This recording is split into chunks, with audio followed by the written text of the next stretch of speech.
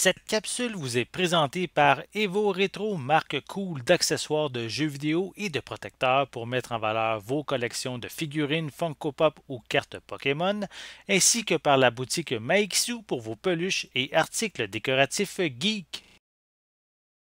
Bonjour, Gilles ici pour Ciné Techno. Je vous parle du coffret en Blu-ray de Stargirl The Complete Second Season, la série créée par Geoff Jones et distribuée par Warner Bros. Et met en vedette Brec Bassinger, Yvette Monreal et Luke Wilson, sorti en magasin le 8 février 2022. Stargirl n'a pas le temps de se reposer longtemps suite aux événements de la première saison. Son alter ego Courtney Whitmore doit prendre des cours de rattrapage durant l'été, mais se trouve vite confronté à un être maléfique et ancien, Eclipso, dont l'intention est de faire du mal aux habitants de la ville afin de gagner en puissance. Je l'ai déjà dit, je le redis, ma culture générale concernant les comic books et super-héros est extrêmement déficiente, tout comme mon intérêt globalement pour la chose. J'ai lu plusieurs comic books classiques, bien entendu, j'ai vu pas mal de films de super-héros, et il y a finalement quand même assez peu là-dedans qui m'a marqué, à l'exception évidemment de quelques chefs-d'œuvre forts, je pense au titre d'Alan Moore ou Grant Morrison, ou les Batman de Tim Burton par exemple. Mais de temps à autre, je ne dis pas non à un divertissement populaire, bourré d'effets spéciaux, ce qu'offrent en général tous les films de super-héros. Côté série TV, je suis encore plus en retard, bref, prenez mon avis avec un sérieux grain de sel. Tout ceci étant dit, j'avais pas détesté la première saison de Stargirl, une série de CW qui offrait une perspective plus jeune et pop que ce à quoi on aurait pu s'attendre pour une adaptation de DC. J'attendais donc avec un intérêt passable l'avenue de la deuxième saison. Malheureusement, je peux pas dire que j'en sors satisfait. Les problèmes sont multiples dans cette deuxième saison, malgré quelques bonnes bases, des idées intéressantes. Le fait de donner à la saison le titre Supergirl Summer School promet plein de trucs intéressants, des nouvelles aventures évidemment, mais aussi peut-être des nouveaux personnages, une ambiance estivale plus débridée, peut-être une meilleure exploration du quotidien du petit village de Blue Valley, mais non. On reprend les mêmes personnages, certains méchants reviennent même s'ils étaient morts, les interactions sont arbitraires, la personnalité des héros change au gré des scénarios. Pire, l'avenue du gros méchant Eclipso crée un microclimat automnal et drabe, ce qui donne une ambiance crépusculaire et sombre à toute la saison.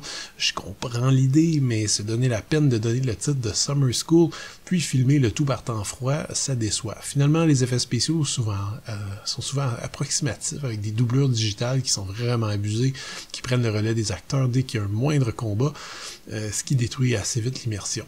Mais le gros problème, ce qui achève selon moi de couler l'ensemble, c'est que cette saison de Stargirl aurait pu être une saison de Stranger Things avec seulement 2 ou 3 petits changements. Une bonne moitié de la saison est passée à placer de multiples personnages dans des situations horrifiques, de suspense et de torture psychologique sans fin.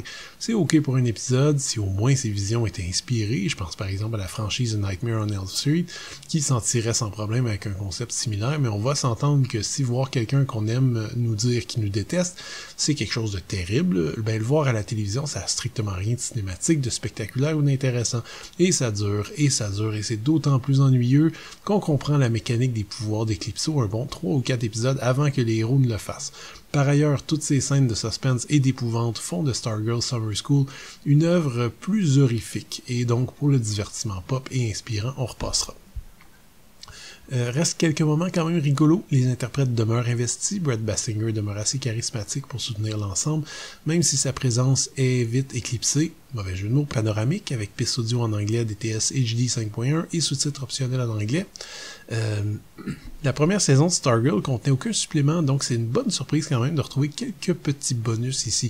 Pour ceux qui collectionnent les coffrets d'autres séries de DC, la featurette Never Alone, Heroes and Allies ne sera pas inédite puisqu'on la retrouvait sur certains autres ensembles, notamment Flash. Par contre, on trouve aussi une série de bloopers ainsi qu'une courte featurette centrée sur la Géorgie, l'état dans lequel Stargirl a été tournée. Une copie digitale est également incluse. J'imagine que le fait de pouvoir regarder les épisodes en rafale permet peut-être d'adoucir un peu les problèmes de structure, de ton et de rythme qui ont selon moi alourdi inutilement cette deuxième saison de Stargirl, plus près cette fois-ci de X-Files ou de Stranger Things que de Superman. Votre intérêt pour cette nouvelle saison va dépendre vraiment, à mon avis, de votre affinité avec le genre de développement psychologique hyper scripté propre aux séries américaines, particulièrement celles produites par Warner Bros. En ce qui me concerne, c'était une déception, mais les fans devraient sans doute tout de même s'y intéresser, ne serait-ce que pour quelques développements prometteurs.